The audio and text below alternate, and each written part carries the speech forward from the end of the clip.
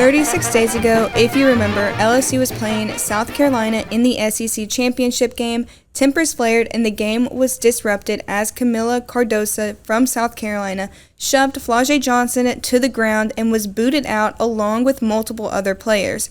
Angel Reese didn't participate in the scuffle and actually walked away to sit down on the bench. And now, today, one day after the WNBA draft, Reese and Cardoso, both first-round draft choices, have joined Chicago Sky as teammates, and they're taking over the world together. My first time playing Kamilla was on one of the biggest stages of my life when she played for Hamilton Heights, and I played for St. Francis in high school, and we battled. And now being able to be teammates is going to be amazing. I actually talked to her earlier and was congratulating her. I know she just came off an amazing run, an amazing college career. So I'm looking forward to playing with her in practice and then in games, just bouncing off of each other. So I'm excited for this. I think it's going to be great. She's a great player. I'm a great player. So two great players together. Nobody's going to get no rebounds on us. Going from being on opposing teams their entire careers, it'll be interesting to see the two of them work together and dominate the professional women's basketball world. It'll also be interesting to see how Angel Reese's pro career glorifies LSU, especially the women's basketball program, moving forward. I'm Camryn Conner, your host with Tiger Rag Audibles, and for today's episode, I'll be with the assistant editor of Tiger Rag, Will Nickel, to talk about all things baseball and football. Then I'll be giving y'all a quick rundown of the gymnastics semifinals this Thursday and LSU's track and swimming team's success.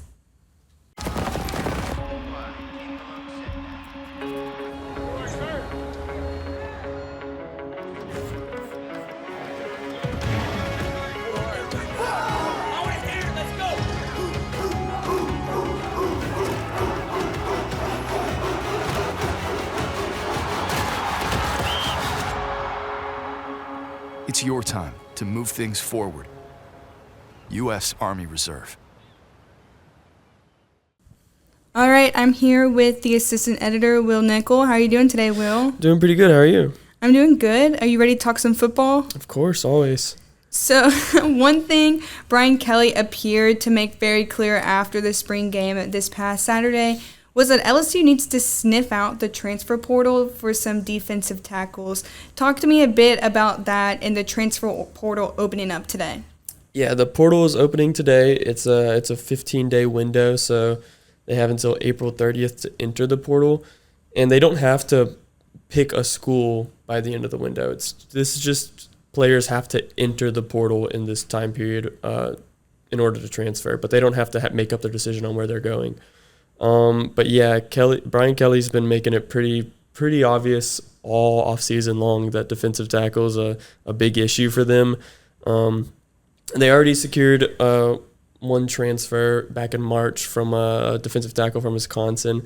He actually played against LSU in the ReliaQuest Bowl last season. He had a couple tackles in that game.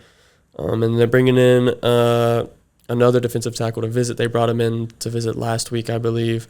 But it's definitely Brian Kelly has harped on that position a lot. It's their only area of concern according to him, and it's the only position they're gonna address in the portal. I mean, there was some big news coming out of LSU during the spring game on Saturday with transfers coming in. Do you have anything you want to say about that? Yeah, they got the commitment from JT Lindsey. He's a 4-star running back from Louisiana. Where in Louisiana? Alexandria, I believe. Ooh, the 318? Yeah. I don't know the area code. 318, the Great. The Great, yeah. But yeah, they added JT Lindsey. They offered him like Thursday of last week or something like that, and then he committed on Saturday. He was, I guess, Louisiana guy. Everyone wants to come to LSU, I suppose. Yeah, he's a pretty great guy. Brian Kelly has been targeting Louisiana pretty hard, so I think they have like 6 of the top 10 or maybe 7 of the top 10 recruits and 7 of the top 10 recruits in Louisiana have all committed to LSU so far in the 2025 class, and so yeah, he's going to be a big addition for that class. They're targeting another running back. He's the number 4 player in Louisiana. His name is James Simon. So if they end up getting the commit from Simon, they already have Lindsey and they already have Harlem Berry. They're gonna have three pretty pretty big name running back commits coming in this class of 2025. Now I'm just going to switch gears. I'm just going to talk about baseball. You've been covering baseball pretty much all season. It's been a joy. You and I have made a lot of jokes about all the hot dogs that you have ingested over this season. For those of you who can't see Will right now, he's looking very hot doggish. I don't know. I have never heard of that descriptor before. I suppose I will not take it as an insult. Thank you. Not an insult at all. No, never an insult. But for tonight, at Alex Box Stadium, 6:30 against UNO, who do you think the start on the mound for LSU is going to be tonight? They've got a few options. I mean, Cade Anderson's been the guy for the midweek games recently, for most of the season, really. But he pitched on Sunday. He threw, I think, like 28 pitches. He's probably not going to be good to go for a Tuesday night game. Thatcher Hurd didn't pitch at all this weekend, I believe, and neither did Javen Coleman. They both, obviously, Hurd has been a starter for LSU, and Coleman started the last couple SEC series before the most recent one. So either one of them could definitely get a start. I know they have some other options, I suppose, but those are probably the two most likely candidates to get the start. I mean, LSU's halfway through the SEC season. I want to say embarrassingly, it is embarrassing. They're 3-12 so far in conference. How big is tonight's game against UNO for LSU?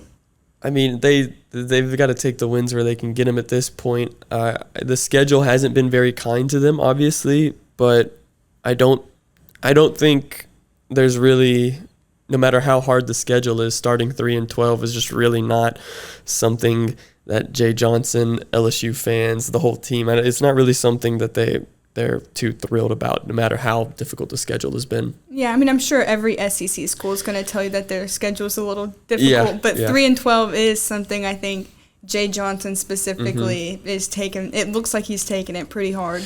Yeah, he hasn't been too thrilled in the last few press conferences, and he's definitely he said, my goal is to win Tuesday night against New Orleans, which is, he's just focusing on the next game. So they definitely need to get back on the right track, hopefully try and build some momentum. And they have a series coming up with Missouri, who is, they've had, a really tough schedule to start the season. Missouri is one of the weaker teams in the SEC. They're not a bad team. They're still an SEC team, but they're one of the weaker teams in the SEC. So, I mean, if they can get a win Tuesday, maybe pick up a few wins on the weekend, they might actually be able to, start building up some momentum. So Tigers versus Tigers this weekend. You're thinking there's going to be light at the end of the tunnel for LSU. If they pull off a win tonight and they pull off a few wins this weekend, there is somewhat of a light. We think Jay Johnson might smile. It might take a bit for him to start smiling more, but they have. I mean, Missouri is a good team. Like I said, I think they swept Florida. Florida obviously came into Alex Box and took the series over LSU. But they are, I mean, it's besides their midweek games, Missouri's as easy as it's going to get for LSU. It's just how it is playing in the SEC. So I think they really do need to take advantage of playing Missouri. I know it's an away game, an away series, I should say, but they really have to capitalize on the fact that they're finally not playing a top 10 team, and they have to start building some kind of momentum heading into the final stretch of the season. Yeah, well, I mean, starts tonight at Alex Box Stadium, like I said, at 6:30 against UNO. If y'all see Will, he might have a hot dog or two in his hand. Most likely. Okay, thanks.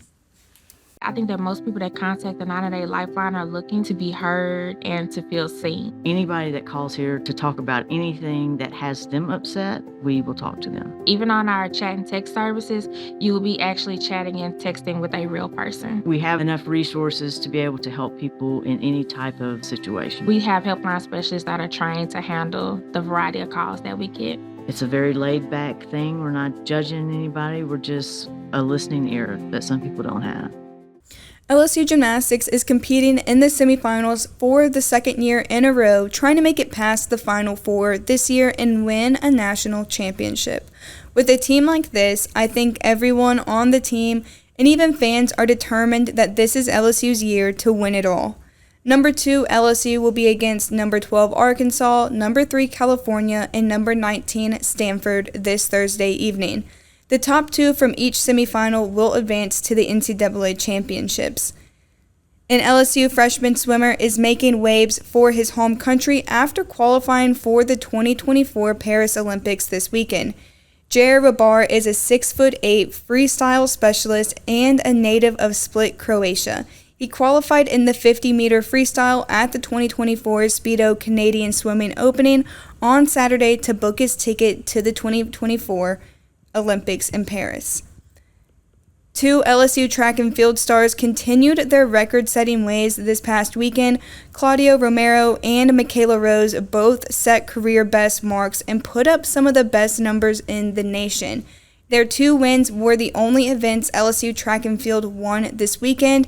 Romero's throw of 64.96 meters is the top in the nation and is the second best mark in LSU history. Rose is now just the second woman in NCAA history to record a time under the 1:59 mark in the 800-meter race. The only time better in collegiate history came when Texas A&M's Ating Mu ran a 1:57.73 in 2021. The East Baton Rouge Library says this is the year to invest in you. The library brings value by connecting you to information, resources, materials, technology, and experiences. We make a positive difference in your life. All you need is your library card. Stop by one of our 14 locations, open 7 days a week, or find us online at ebrpl.com. All right, that's it for today's episode. Stay tuned to TigerRag.com for more LSU sports updates, and I'll be back later this week.